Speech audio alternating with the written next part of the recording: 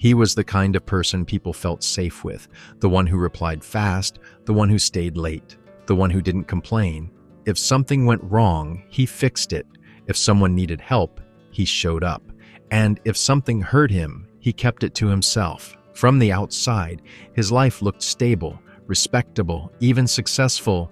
People trusted him, liked him, relied on him, and he told himself that should be enough. He learned early that being useful made him valuable, that being easy made him accepted. So he adapted.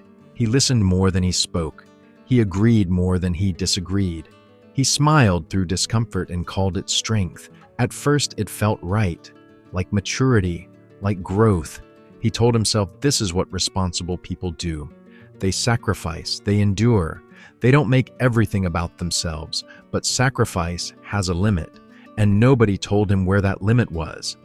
Slowly, without realizing it, he stopped checking in with himself. Hunger, exhaustion, frustration, all of it became background noise. He got used to being tired. He got used to pushing through. He got used to telling himself, later, I'll deal with it later. Later never came. The more he gave, the more was expected. Favors turned into obligations. Effort turned into standards. And when he finally felt empty, no one noticed, because he had trained everyone not to. There were moments he almost said something, moments when his chest felt heavy, when the words were right there.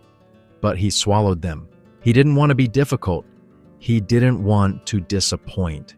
He didn't want to risk losing the version of himself people liked. And that's the quiet trap, when your identity becomes built around being needed, not being loved. One evening, nothing special happened. No argument, no breakdown, just silence.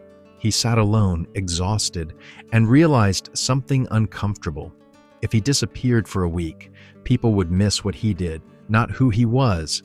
That thought stayed. He started noticing patterns, how easily he defended others, how quickly he blamed himself, how his inner voice sounded nothing like kindness, how he worked so hard to earn rest that should have been basic. He realized he had confused self-respect with selfishness, boundaries with rejection, self-love with arrogance. Somewhere along the way, he learned that caring about himself was dangerous, but the cost of not caring was higher. So he tried something small.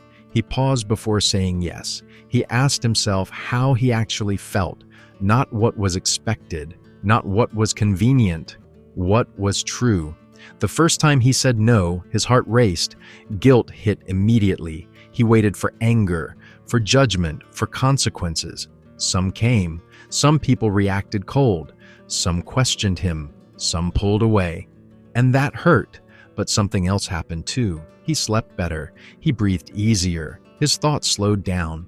For the first time in years, his energy felt like it belonged to him. He began to understand something important.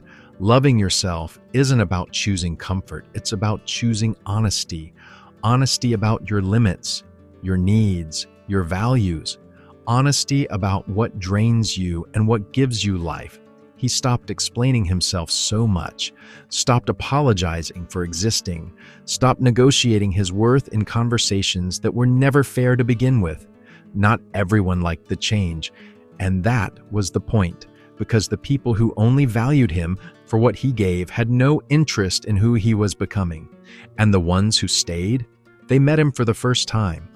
Loving himself didn't make him perfect, it made him present, present in his own life, present in his own decisions, present in his own body.